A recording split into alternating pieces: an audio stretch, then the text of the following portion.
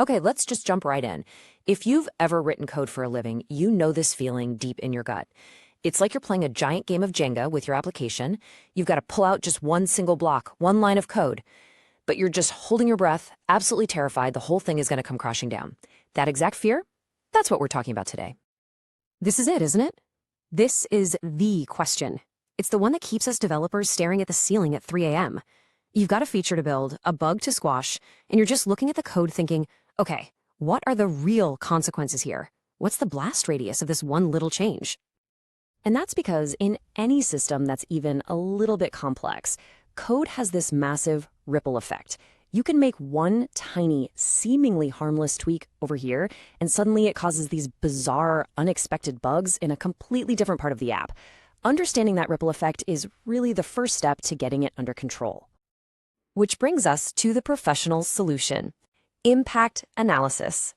Really, all it is a formal way of figuring out all those consequences before you ever commit the code. It's about turning that fearful, stomach-churning guessing game into a structured, predictable process. And look, this isn't just some high-level, abstract concept.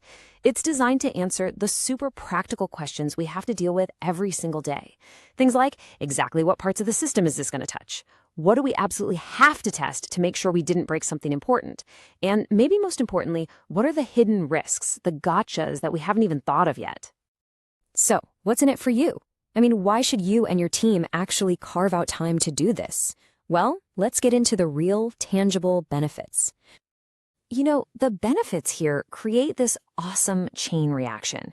It all starts with reducing risk, which is, the obvious win.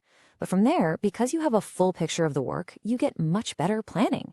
And that clarity in your plan leads to way better communication, not just inside the dev team, but with product managers, stakeholders, everyone. And the best part? By knowing exactly what's affected, you can optimize your testing, focusing your QA's precious time and effort where it's going to have the most impact.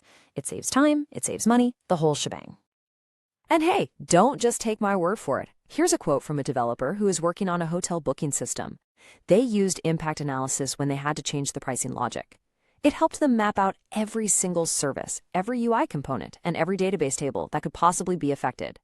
Now, that is the difference between shipping with confidence and shipping with your fingers crossed, hoping for the best. So, when should you be doing this? Honestly, pretty much any time you're making a change that matters. It's not just for big new features or bug fixes. Think about it. Upgrading a core library or a framework? That's a huge one. Changing a public API that other teams depend on? Definitely. Altering a database schema? Oh yeah. These are all high-stakes moments where a proper impact analysis can literally save you from a production disaster. Okay, this all sounds great in theory, but how do you actually do it? Let's break it down and walk through a really clear step-by-step framework that you can take and apply to your very next project. The process is actually pretty logical. It goes from broad to specific. You start by making sure you deeply, truly understand the requirement. Then you start mapping out all the things you know you'll have to touch, the direct impacts. But step 3, checking dependencies, that's the magic one. That's where you uncover that hidden ripple effect. Once you have that full picture, you can accurately assess the risk, which then lets you create a really smart, targeted testing plan. And finally, you close the loop by documenting it all and sharing it, so the whole team is on the same page. All right, let's make this concrete. Theory is one thing, but seeing it play out in the real world is so much better. We're going to use an example from a hotel booking application. So imagine this. You get a ticket. The task is to change the business logic for how hotel booking cancellations are handled. On the surface, it sounds kind of simple, right? A few if statements maybe? But as we're about to see, the ripples from this one change spread really far. And this table just lays it all out perfectly. We're not just changing one little function. We're touching multiple APIs, like the one for canceling a booking, but also the one that just shows booking details. In the database, we've got to think about the booking table and the refund transaction table. Of course, the UI needs updates on a couple of different pages. But look at this, a third-party payment gateway is involved. And that means the testing scope is huge. We have to verify refund math, user notifications, audit logs. It's so easy to see how you could miss one of these critical pieces without this kind of analysis up front. So you've got the steps, and you've seen an example in action.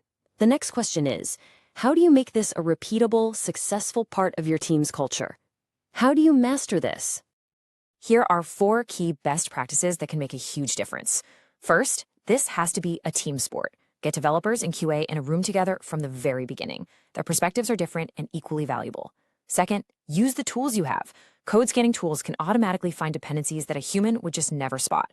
Third, write it down. The analysis you do today is an incredible gift to the next developer who has to touch this code 6 months from now. And finally, remember, it's not totally over when the code is shipped. Do a quick check-in afterwards to see if any of those sneaky hidden impacts manage to slip through. And let's wrap this up with one more voice from someone in the trenches. This developer just nails it. It's all about identifying everything, the components, the dependencies, the risks, so you can be confident that you are updating and testing the right areas. And the goal is so simple but so powerful to avoid breaking the booking flow. So, as we close this out, I'm going to leave you with this one thought.